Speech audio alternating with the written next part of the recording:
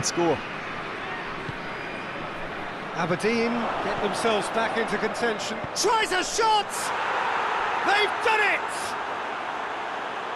With PES 2020, Konami seem to be making a very public statement that they're shaking things up for the franchise. From the unnecessary addition of eFootball to the name, to the shiny new user interface, to the improvements made to the presentation, there's definitely a new coat of polish here. And on top of that, PES 2020 does most of its talking on the pitch, where the actual simulation aspects remain its biggest strength, as it's always been for this series. Sadly though, the football itself is as good as ever, perhaps even better, thanks to some tweaks. Most of the changes made by Konami to this game are of the superficial variety, and there's very little here that actually refreshes the series like many would have been hoping for. Before we get to the changes PES 2020 does make, let's talk about the thing that really matters first, the on-pitch action. While PES 2019 quickened the pace of the game to make nearly every match a blistering affair of bombing runs and high-speed attacks, PES 2020 dials the pace back down. In doing so, it injects more variety into how one might approach any given match. The focus on building up the play from the back and through the midfield is greater here than it was last year, and that allows you to take stock of the team you're playing against and shape your own strategy accordingly.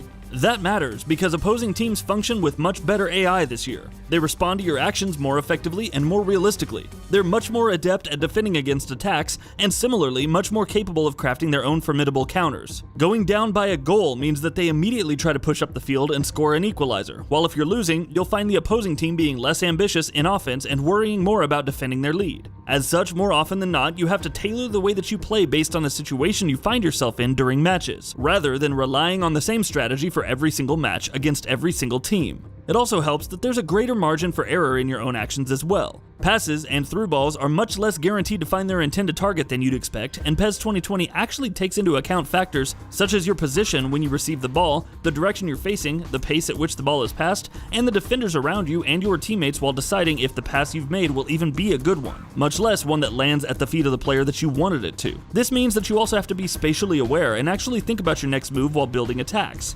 This, combined with the improved dribbling, gives you a lot more to think about when you're in possession of the ball. Improvements on the pitch are also backed up by improvements to the presentation. PES 2020 has a new default camera which mirrors a real-life matchday broadcast much more closely. In addition, pre-match cutscenes showing the stadia, the tunnels, the pitch, and the players are all rendered very well, and it all comes together to deliver the strongest presentation that I've seen in a PES game to date. The stadia and player models themselves look great as well, for the most part, especially when it comes to grounds that are fully licensed. The commentary itself is as stale and as repetitive as ever, and it's high time the series makes some much needed improvements in this area, but at least the visual aspects of the presentation have improved. Visual improvements can be seen in other areas as well, more specifically the user interface. PES games had been using the same clunky archaic menus for years, and with each new installment they would feel progressively more dated. The menus and interface in PES 2020 are slick and minimalistic, and sure, this is a very cosmetic change, and when all's said and done, won't have any mechanical impact, but it's nice to see the game making this much needed change, even if it's a change that should have come a long time ago.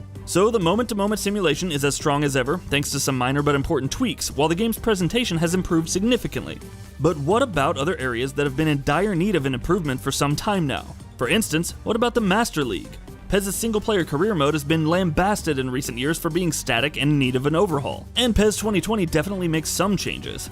But are they enough to give the mode the shot in the arm that it needs? Well, disappointingly enough, that doesn't seem to be the case. There are some improvements that deserve to be mentioned though. Transfers are much more realistic now, and negotiations actually feel like negotiations, rather than arbitrarily throwing around ridiculous sums to get the players that you want. There are also cutscenes that show media interactions and interactions with members of your staff, and many of these also see you making some dialogue choices. And while the improvement to the transfers is appreciated, those aforementioned cutscenes don't really add that much. They have little to no impact on things, other than some minor changes in player morale, which themselves don't manifest in any meaningful way. And after you've seen the same cutscenes twice or 3 times, you'll get bored of them and skip through them. I certainly did. So Master League has seen some minor improvements, along with some additions that ultimately add very little, and at the end of the day, it's still the same Master League experience we've been seeing in PES for years now. As it was in last year's game, and the one before that, so it is in PES 2020.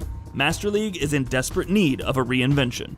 Outside of Master League, My Club remains virtually unchanged, while Konami have also introduced the new Match Day feature. It definitely seems promising, but at launch, it's not actually interesting as much as it is conceptually interesting. Even if Konami do invest time and resources into it though, I just don't see how in its current form it could become anything more than a neat thing to keep an eye on the side. The biggest issue with PES 2020 is that the changes and improvements that it makes for the most part rarely go beyond the surface level. Mechanical gameplay on the pitch has changed tangibly, but as you'd expect, these are iterative changes rather than a completely new addition. What PES has been in need of is something to keep players engaged with its strong simulation gameplay. It's not making any significant improvements to its meatier modes. It misses out on that opportunity. PES 2020 is an accomplished football sim, but the same could be said for PES 2019, and the changes Konami has made this year don't amount to much. As such, if you already have last year's game, I find it a little bit hard to recommend getting PES 2020 as well. Maybe next year, with the advent of next-gen consoles, Konami will actually move the series forward in a meaningful way. And that wraps it up. If you like what we're doing, please consider subscribing to our channel. We upload new videos daily. Also, don't forget to switch on the bell notification icon, that way you don't miss out on any of our videos.